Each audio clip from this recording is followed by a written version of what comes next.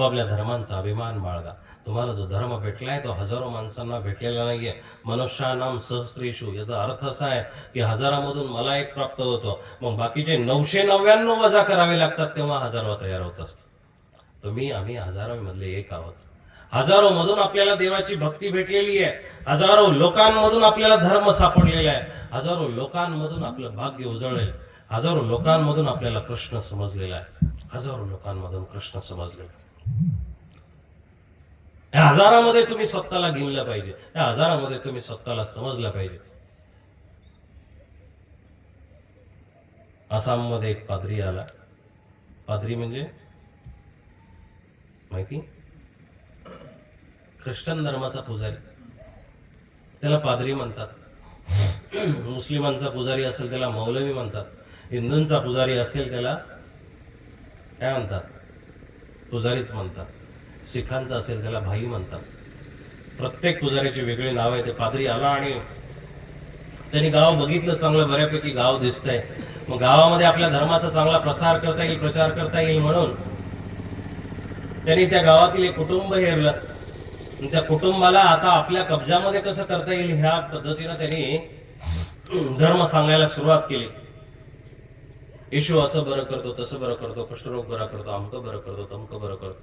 आपल्या धर्माचा अभिमान कसा असला पाहिजे असं एक जिवंत उदाहरण इंग्रजांच्या काळात. मग त्याने एक परिवार हेरला आणि त्या परिवारामध्ये बघितलं की एक आजी होत्या आणि त्या आजी खूप धार्मिक होत्या आणि त्या घरावरती पूर्ण त्या आजीचं कंट्रोल होतं. मग त्या पाद्रीनं, त्या पुजाऱ्याने त्या आजीलाच ताब्यात घेतलं आणि त्या आजीला धर्म सांगायला सुरुवात केली. येशू असं करतो, तसं करतो, ख्रिस्त असं करतात, तसं करतात. आजी म्हटलं ठीक आहे बाबा, काही अडचण नाही. चालूच आहे त्याचं पुराण, चालूच आहे. दररोज यायचा, लेक्चर द्यायचं, दररोज यायचं. एक दिवस आला आणि सांगितलं की तुम्हाला जर काही आजार असेल तर मी पाणी आणतो, पवित्र पाणी आणतो, ते पाणी जर तुम्ही घेतलं तर बरं होईल. आजी म्हटल्या अरे आमच्या दैवतामध्ये खूप ताकद आहे. आमच्या कृष्णाने एका करंगळीवरती पर्वत उभारला होता. आमच्या रामाने एका दगडाला स्पर्श केला, तिथून अहिल्याची मुक्ती केली होती, स्त्री निर्मिती झाली. आमच्या देवी देवतांमध्ये खूप ताकद आहे, तुझ्या देवाला वेगळं आणायची गरज नाहीये. तरीही तो पाद्री त्यांना लेक्चर सांगायचा. एक दिवस असं झालं, तो तिकडून चर्चमधून आला आणि तिथं काहीतरी वर्षाचा एखादा कार्यक्रम असेल म्हणून केक कापला गेला होता. तो केक तिकडून घेऊन आल्यानंतर त्यांनी प्रथमतः आजींना दिला. त्याच्या मनामध्ये असा डाऊट होता, संशय होता की आजी खाणार नाही कदाचित. पण आजींनी जसा केक बघितला तसा गपकन खाऊन घेतला आणि तो पाद्री आतून खूप आनंदी झाला, खूप आनंदी झाला. आणि तो म्हटला की आजीबाई, तुम्ही आता येशूने प्रसाद केलेला केक खाला म्हटल्यानंतर तुम्ही आता ख्रिश्चन झाले. आजीबाई हसल्या आणि त्याला म्हटल्या की बाबा, तुझा आज मी केक खाला म्हणून जर मी ख्रिश्चन झाले असेल, तू 6 महिन्यापासून माझ्या घरी येतोय आणि दररोज माझ्या हातचं जेवण खातोय, म्हणजे तू अगोदर हिंदू झालाय, मी ख्रिश्चन नंतर झालेली आहे. आपापल्या धर्माचा अभिमान बाळगा. ही स्टोरी कथा नाहीये, ही कमलादेवी हजारिका म्हणून आसाममध्ये एक स्त्री झाली, तिची कहाणी आहे. त्या मातेनं तिथं आपलं पूर्ण गाव धर्मांतरित होऊन दिलं नाही. आपापला धर्म, तुम्ही ह्या मातीमध्ये जागेमध्ये जन्माला आले आहात. आणि मगाशीच अनंतराज बाबांनी मला एक कहाणी सांगितली की 500 लोक वरतून डोंगरावरून दगड फेकत होते आणि खाली 25च माणसं होती. ते वरून फेकणारी दगड झेलायची आणि तोच दगड रिटर्न फेकायची. या 25 माणसांनी 500 लोकांना पराभूत केलं होतं, अशी कुठली तरी कहाणी आहे आपल्या परिसरामध्ये. कोण? लखमाबाई? वा, लखमाबाईसाठी टाळ्या वाजवायला. असे जिवंत प्रसंग घडत असतात दादा, घडायला हरकत नाहीये. देव तुमच्या सोबतच आहे, फक्त तुम्ही निमित्त तर व्हा. अर्जुनाच्या रथामध्ये कृष्ण बसला म्हणून अर्जुनाला ताकद आली. आणि ते महाभारत संपल्यानंतर तुम्ही वाचलं असेल, बघितलं असेल, देवाने जसं युद्ध संपलं तसं कृष्ण खाली उतरले. अर्जुनाला सांगितलं की अर्जुना तू खाली उतर. अर्जुन म्हटला हो तुम्ही उतरा, तुम्ही सारथी, मला पाय ठेवायला जागा नाहीये. देव म्हणतात अरे बाबा सांगितलं तितकं कर ना. तू आगावपणा आतापर्यंत केला असेल, पण आता तरी माझं ऐक. तुझ्या मनाचा 18 दिवस मी ऐकलं. मग अर्जुन गपचूप खाली उतरतो. मग अर्जुन खाली उतरल्यानंतर अर्जुनाला देवाने सांगितलं ते 4 घोडे सोड. पहिले घोडेही सोडण्यात आले आणि मग देव टपकन अशी उडी मारतो, 5-10 फूट तिकडे उडतो, पडतो आणि तिथं उभा राहतो. जशी कृष्णाने उडी मारली तशी अर्जुनाचा रथ धाड धाड धाड जळायला लागला. अर्जुनाचे डोळे विस्पारले. अर्जुन 2-4 फूट पाठीमागं सरकला आणि मग त्यांनी देवाला विचारलं की देवा हा काय पराक्रम, ही काय पद्धत आहे? कृष्ण म्हणतात 18 दिवस जे तुझ्यावरती शस्त्र झाले होते, जे शस्त्र तुझ्याच्यानी सांभाळले जाणार नव्हते, जे शस्त्र तुझ्यावरती जे आले होते ते शस्त्र तुझ्याच्यानी सांभाळले जाणार होते, तर ते रथाने सांभाळले, ते वरती मारुती बसला होता त्यांनी सांभाळले, आणि बाकीचे काही मी सांभाळले. परंतु 18 दिवसानंतर त्या रथांना, त्या शस्त्रांना मुक्ती देणं गरजेचं आहे. त्या शस्त्रांचं कार्य जे प्रतिबंधित केलं होतं ते कार्य होणं गरजेचं आहे. म्हणून तू पहिल्यांदा उतरला, घोडे सोडले, आणि मी उतरल्यानंतर रथ जळून गेला. अर्जुनाने तोंडामध्ये बोट घातलं, देवा माझं काही नाही, करता धरता तूच आहे. म्हणून तुका म्हणे आता माझे नाही कोणी, एका चक्र पाणी वांचोनिया. त्याच्याशिवाय कोणी नाहीये दादा आपलं, त्याच्याशिवाय करण नाही. म्हणून कृष्ण माझी माता, कृष्ण माझा पिता, बहीण बंधू चुलता, कृष्ण माझा, कृष्ण माझे गुरु, कृष्ण माझे तारू, उतरी पैल पारू, कृष्ण माझा. भव नदीचा पैर पार तीर आपल्याला उतरवण्यासाठी कृष्णाला शरण जाणं गरजेचं आहे दादा. जोपर्यंत आपण देवाला शरण जात नाही तोपर्यंत देव आपल्याला प्राप्त होणार नाही. तुम्ही खूप सुंदर भाग्यवान माणसं आहात. सर्वज्ञ श्री चक्रधर प्रभूंनी तुमच्या अंतःकरणातला भाव जागृत केलेला आहे. आणि देवाला श्रीमंत माणसं प्रिय नाहीये बर का. देवाला श्रीमंत माणसं प्रिय नाहीये. देवाने जो जन्म घेतलेला तो गवळ्याच्या घरी जन्म घेतलेला आहे. देवाने जो जन्म घेतलाय ऋषीमुनींच्या पोटी जन्म घेतलेला आहे. देवाने जो जन्म घेतलाय तो सामान्य माणसांच्या पोटी जन्म घेतलेला आहे. आणि देवाचं वागणं, बोलणं, चालणं, राहणं सुद्धा सामान्य माणसांमध्ये. देवाला जर श्रीमंत माणसं प्रिय असती तर मला वाटतं सगळेच अंबानी झाले असते, अडाणी झाले असते, सगळे श्रीमंत असते ना. कोणालाच काही कमी नसतं. प्रत्येकाच्या घरासमोर एक हेलिकॉप्टर पार्किंग केलेलं असतं, प्रत्येकाच्या घरासमोर. पण देवाला श्रीमंत माणसं प्रिय नाहीये. विदुराच्या तो झोपडीमध्ये जातो साहेब. आणि याच्याही पलीकडे कृष्ण सर्वज्ञ श्री चक्रधर प्रभू सुरुवातीच्या 12 वर्षाच्या काळामध्ये आदिवासींच्या त्या डोंगरदऱ्यांमध्ये जातात, सालबर्डीच्या डोंगरामध्ये राहतात. आणि त्यांनी खाऊ घातलेलं ते बांबू मधलं भात, बांबू मधलं खाद्य, कंदमुळं स्वीकार करतात. मुक्ताबाईची कंदमुळं पहिल्यांदा जर चक्रधर स्वामींनी कुठं खाली असतील ती आदिवासींच्या घरामध्ये, आदिवासींच्या जंगलामध्ये. तुम्ही खऱ्या अर्थानं आदिवासी शब्दाचा अर्थ असा होतो की तुम्ही पहिले आहात राहणारे, आम्ही नंतर आलो. आदिवासी शब्दाचा अर्थ मागासलेला नाहीये. आदिवासी शब्दाचा अर्थ आदी म्हणजे पहिले, वासी म्हणजे वसीत झालेले, राहणारे. तुम्ही पहिल्यापासून राहणारी माणसं आहे. आणि कदाचित तुम्हाला पहिल्यापासून असल्या कारणानं देव सुद्धा पहिल्यांदा तुमच्यामध्ये झाला. भाग बदललेला आहे. भाग जरी बदललेला असेल, हा सापुतारा पर्वत आहे किंवा हा गुजरातचा भाग आहे, आणि सालबर्डीचा भाग भलेही तो तिकडचा विदर्भाचा किंवा मध्य प्रदेशाचा भाग आहे, पण माणसं तीच आहे ना साहेब.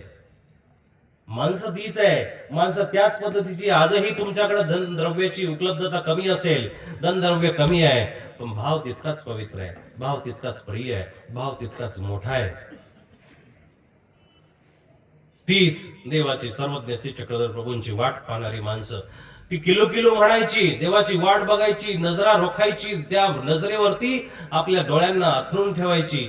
दररोज ते रस्ते साफ करायची, देव ज्या मार्गाने यायचे त्या मार्गाने ती दररोज प्रतीक्षा करायची. आणि म्हणून श्री चक्रधर स्वामींना 12 वर्ष तिथं राहावं वाटलं. 12 वर्ष साहेब. 12 मिनिटं आपल्या घरामध्ये येऊ शकत नाही, 12 मिनिटं येऊ शकत नाही. इतका गोंधळ आपण माजून ठेवलेला आपल्या घरामध्ये, इतका आपण अहंकार आणि इतका स्वत्व, इतकं स्वामित्व आपण स्वतःला समजून घेतलेलं आहे, इतकं त्या घराभराचं मालक आपण स्वतःला बनवलेलं आहे की आपण त्या घरादारामध्ये स्वामींना, देवाला आणूच इच्छित नाही. देवाची जागा सुद्धा खूप मोठ्या बंगल्यामध्ये, एका कोनाट्यामध्ये आपण ठेवलेली आहे. ज्या सगळ्या देवानी, ज्या सगळ्या परमात्म्याने आपल्याला परिस्थिती प्रदान केल्या, ज्यांनी सगळी ताकद दिली, ज्यांनी 4 खानाचं 8 खानाचं मोठ्या मोठ्या माळ्याचं बंगल्याचं घर आपल्याला उपलब्ध करून दिलं, त्याची जागा एका कोनाट्यामध्ये ठेवलेली आपण. इतकी ते शुद्ध प्रकृतीची माणसं आहोत आपण. म्हणून त्याचा धन्यवाद करायला शिका, त्याचा आभार व्यक्त करायला शिका की जे दिलं ते खूप दिलं दादा, आता इथून पुढे नको आहे. जे दिलं ते खूप सुंदर दिलंय. दुसऱ्याची गाडी बघून, दुसऱ्याचा बंगला बघून जळू नका. स्वतःकडे जे फाटकी चप्पल असे ना, त्या चपलेचा स्वाभिमान बाळगून जगायला शिका. स्वतःकडे जे आहे ते सगळ्यात मोठी श्रीमंती आहे. दुसऱ्याचं कितीही मोठं असे ना, दुसऱ्याचं कितीही मोठं असे ना, पण स्वतःचं कितीही छोटं असलं त्याचा स्वाभिमान ठेवणं गरजेचं आहे. कष्टाची बरी भाजी भाकरी, तूप साखरीची चोरी नको. खूप मोठी चोरी करायची, लबाडी करायची, भ्रष्टाचार करायचा, धन धान्य गाव लुटायचं आणि मग स्वतःची ऐशाराम करायची. निघत असतं बाहेर, बाहेर निघत असतं. छोटस कर्म सांगतो. मांडव्य नावाचे ऋषी होते. मांडव्य ऋषी, मांडवगण म्हणून नगर जिल्ह्यामध्ये गाव आहे. कर्म आपल्या आपल्या पदरामध्ये परत येत असतं. भीष्माचा प्रसंग सांगितला असता, पण तुम्ही म्हटले बाबा महाभारतच सांगत बसले, म्हणून थोडासा महाभारताच्या बाहेरचा प्रसंग सांगतो. की मांडव्य नावाचे ऋषी होते. तर मांडव्य ऋषीनं मांडवगणला तपश्चर्या केलेली, तिथं तपश्चर्या करत होते. आणि तपश्चर्या करता करता एक दिवस असं झालं पूर्वीच्या काळी, की चोर चोरी करत होता. आणि तो चोर चोरी करून निघाला, राजाच्या दरबारावर कुठून तरी आला असेल, आणि त्याला चोरी करताना सैनिकांनी बघितलं. सैनिक त्याच्या पाठीमागे लागले. मग आता चोर आहे, चोरी करून आता पळता पळता कुठं पळणार आहे, कुठंतरी सैनिक पकडतील, म्हणून तो मांडव्य ऋषीच्या आश्रमाच्या कडेला गेला आणि आश्रमामध्ये जाऊन त्यांनी ती चोरी तिथंच टाकली आणि स्वतः लपून बसला झाडाच्या पाठीमागे. सैनिक बघत बघत आले. सैनिकांनी मांडव्य ऋषीच्या झोपडीमध्ये प्रवेश केला आणि बघितलं तिथं गाठोडं पडलेलं. मांडव्य ऋषीला विचारण्यात आलं की बाबा, ही चोरीची काय भानगड आहे, हे गाठोडं कोण? मांडव्य ऋषींनी मौन स्वीकारलं होतं. ते काही बोलले नाही. चोर समजून गेले, ज्या अर्थी बोलत नाही त्या अर्थी चोरी यांनीच केली असेल. घेतलं, उचललं, दोन्ही हातांना धरून उचललं, राजाच्या दरबारी दाखल केलं. आणि राजाच्या समोर दाखल केल्यानंतर मांडव्य ऋषीला विचारण्यात आलं की ऋषीदेव, ऋषीवर, अहो चोरी केली का काय तुम्ही, तुमच्या याच्यामध्ये सापडलं गवाड? मौन असल्या कारणाने ते बोलले नाही. राजा समजून चुकला, ज्या अर्थी हा लबाड आहे, गपचीप बसलेला आहे, त्या अर्थी हा चोर असला पाहिजे. द्या सुळावरती. आज्ञा दिली राजाने आणि प्रधान सगळी माणसं त्या मांडव्य ऋषीला सुळावरती घेऊन चाललेली आहे. सुळावरती देण्याची पद्धत भरशेट अशी होती. तो सूळ आतापर्यंत आपण चुकीचं ऐकलं असेल, पण शास्त्रामध्ये सूळ म्हणजे असं आलेलं आहे की टोकदार एक लोखंड असायचं, साईडना त्याला हँडल केलेलं असायचं. टोकदार लोखंड, ते लाकडाची अशी पट्टी असायची, त्याच्या खाली असायची. आणि त्या पट्टीवरती, त्या बाकड्यावरती माणसाला बसवायचे आणि ते हँडल फिरवायचे आणि तो शूळ पाठीमागच्या भागातून वरती जायचा. अशी सुळावरती देण्याची पद्धत होती पूर्वीची. मांडव्य ऋषीला सुळावरती द्यावं म्हणून राजांनी आज्ञा दिलेली आणि मांडव्य ऋषीला घेऊन गेले, त्या पट्टीवरती बसवले आणि मांडव्य ऋषीला सुळावरती देण्यासाठी तो हँडल फिरवण्यात आला.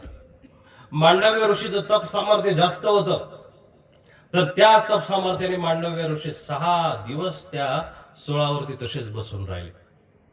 6 दिवसानंतरही तो माणूस मेला नाही, ऋषी मेला नाही. म्हणून राजा बघायला आला. प्रधानाने सांगितलं, अरे आपण चोर म्हणून दुसऱ्यालाच पकडलेले, चोर म्हणून सावालाच शिक्षा. राजा आला. राजाने बघितलं की हे कोणीतरी महान तपस्वी दिसत आहे, म्हणून प्रणाम केला. आणि प्रणाम केल्यानंतर मांडव्य ऋषीला खाली उतरवलं. की राजा म्हणतो, महाराज माझ्याकडून चूक झाली, मी चुकीचं कार्य करायला नको होतं, माझ्याकडून चूक झाली. मांडव्य म्हणतात की राजा, तू याच्यामध्ये अपराधी नाहीये, तू काही चूक केलेली नाहीये, कारण तुलाही प्रधानाने सांगितले आणि माझ्या ठिकाणी खरंच द्रव्य सापडलं होतं, त्या अर्थाने तू मला दोषी धरलेले, पण मी दोषी नाहीये. पण मला हा धर्मराजाला म्हणजे यमराजाला मला हा जाब विचारायचा की नेमकं हे कर्म माझ्या पाठीमागं का लागलं. मी चोरी केली नव्हती, चोरी दुसराच करून गेला, आणि तरीही मला हे कर्म का भोगावं लागलं. म्हणून यमाच्या दारी गेले, यमधर्माजवळ गेले आणि प्रश्न केला की यमा, तुझं थोडंसं डोकं बिनसल्यासारखं वाटतंय, तुझं गणित काहीतरी बिघडलंय, तू मला सुळावरती का चढवलं याचं कारण सांग. यम म्हटलं, कदाचित आपल्या खालच्या माणसाकडून चूक झाली काय, म्हणून डायरी बघायला सुरुवात केली यमाने. धर्माला चित्रगुप्तांना बोलवलं, सगळ्या डायरी चालतायत, सगळे डायरी चालतायत. आणि मग कुठंतरी उल्लेख भेटलाय मांडव्याचा, ऋषीचा. मांडव्य ऋषीला यमराजाने धर्मराजाने सांगितलं की आमच्याकडून गफलत कधीच होत नाही, आमच्याकडे जो डाटा आहे तो फिक्स डाटा आहे, तो डाटा कधीही करप्ट झालेला नसतो. आम्हाला कोणी 10-20 रुपये दिले, 5-10 लाख रुपये दिले, मग आम्ही याला असा काही प्रकार नाही आमच्याकडे, जे आहे तेच. मग सांगा. मांडव्य म्हणतात की सांगा नेमकं मी काय केले म्हणून मला सुळावरती शिक्षा देण्यात आली. ऋषीदेव, ऋषीवर्य, अरे लहानपणी खेळत असताना तुम्ही चुकीच्या गोष्टी केलेल्या आहे. काय चुकीच्या गोष्टी केल्या सांगू का? अरे ते पंखाचे किडे असायचे, त्या किड्यांना तुम्ही धरायचे आणि त्या पंखाच्या किड्यांना धरून पाठीमागून त्यांच्या काड्या टोचायचे.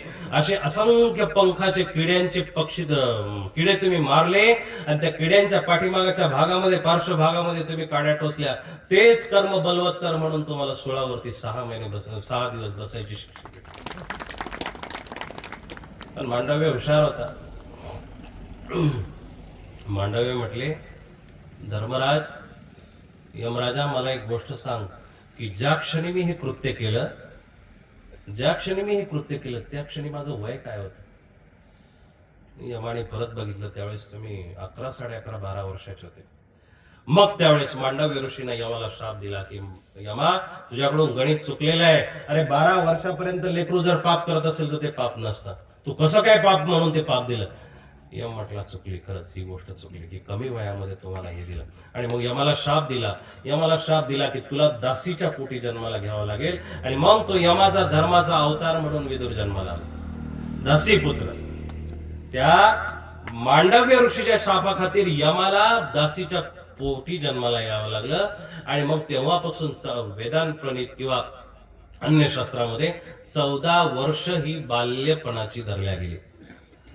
14 वर्ष ही बाल्यपणाची धरल्या गेली की 14 वर्षाच्या आतमध्ये तुम्ही जर पाप केलं तर ते पाप लागत नाही. मानवभाव संप्रदाय सांगतो की 8 वर्षापर्यंत जर तुम्ही पाप केलं असेल तर तुम्हाला पाप लागत नाही. ती निर्विकल्प क्रिया असते. 12व्या वर्षी ज्ञानाधिकार असतो. वेगवेगळी मतं आहे. तुम्हाला सांगायचं होतं की कर्म कुठलंही वायाला जात नाही. आज मांडव्यासारखा ऋषी जर ह्या कर्माला भोगू शकतो, धर्माला, यमराजाला शाप लागू शकतो, तो विदुराच्या रूपाने जन्म घेऊ शकतो, तुम्ही आम्ही कुठल्या मातीचे ढेकळं आहोत? कुठल्या झाडाच्या मुळे आहे आपण? आपल्यालाही ते भोगावं लागणार आहे. म्हणून आपल्या कर्मांना स्वच्छ बनवायची क्रिया आपल्या जीवनामध्ये ठेवा. दिवसेगणिक तुमच्या जीवनामध्ये धर्म वाढवा. दिवसेगणिक तुम्ही तुमच्या जीवनामध्ये जर धर्म वाढवला, दररोज तुम्ही जर देवाजवळ 2 अश्रू गाळून जरी रडले तर देव तुमचं पाप धुवून टाकणार आहे. 2 गाठ्या करा, 5 गाठ्या करा, देवाला प्रार्थना करा की बाबा, हा नरजन्म असा भेटलेला आहे, या नरजन्माचं माझ्याकडून सोनं होऊ दे, या नरजन्माची माझ्याकडून चांदी होऊ दे, या नरजन्माला मला काहीतरी न्याय मिळून देऊ दे. अशी जर तुम्ही देवाला प्रार्थना करत असाल तर देव नक्कीच तुमच्याकडे लक्ष देईल. परमात्मा नक्कीच तुमच्याकडे बघायला येईल. परमात्मा नक्कीच तुमचा उद्धार करेल. आणि बाबा, तुम्ही सगळे उद्धाराच्या मार्गाने जाणारी माणसं आहोत.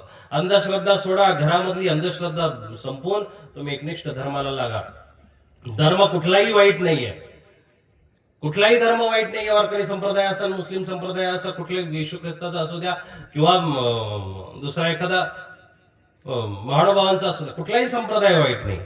वाईट करणारी माणसं असतात, वाईट वागणारी माणसं असतात. ज्या ज्या संप्रदायामध्ये चुकीची माणसं घुसली त्या त्या संप्रदायांना नाव पडलेलं आहे, त्या त्या संप्रदायाला लोकांनी बदनाम केलेले. ही बदनाम करणारी लोक आहेत. पण ज्या परंपरा जर आपण बघितल्या, वारकरी संप्रदायाच्या परंपरा खूप उंच आहेत, खूप श्रीमंत परंपरा आहे. संत ज्ञानेश्वरांपासून, तुकारामपासून, जनाजाळीपासून, एकनाथांपासून, नामदेवापासून खूप उंच परंपरा आहे. पण त्याही अगोदर सर्वज्ञ श्री चक्रधर प्रभूंनी या परंपरा सुरू केलेल्या आहेत आणि त्याचे तुम्ही सगळेजण साक्षीदार आहात. म्हणून तुम्ही हा धर्म जितका जोपासता येईल, स्वधर्मे निधनम श्रेय, स्वतःच्या धर्मामध्ये मेलं तरी बरं, पण दुसऱ्याच्या धर्माला स्वीकारणं भयावह आहे, पापी आहे. म्हणून दुसऱ्याचा धर्म स्वीकार करू नका. आपला धर्म मोठा करायला शिका, उपदेश घ्या, धर्म वाढवा, जेणेकरून अंधश्रद्धा सोडा, अन्य धर्माचा संग करणं सोडा. ईश्वर धर्माला तुम्ही शरण आलेली माणसं आहेत. मग श्लोकाचा अर्थ असा आहे की सर्व धर्मान परित्यज्य माम एकम शरणम व्रज.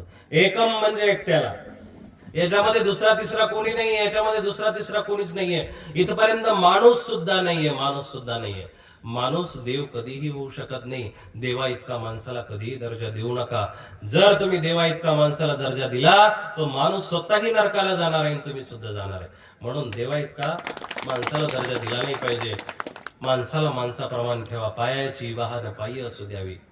आपण सगळेजण त्या ईश्वर धर्माचे पायिक आहोत. आपण त्या सगळे ईश्वर धर्माचे सेवक आहोत. मग एक थोडासा मोठा पुढे गेलाय, एक त्याच्या पाठीमागे उभा राहिलाय. गॅसची टाकी घेण्यासाठी लाईन लागलेली आहे. मग एक जण पुढे उभा आहे ज्याचा आता लगेच नंबर आलेला आहे. एक जण 10-20 नंबरला उभा आहे.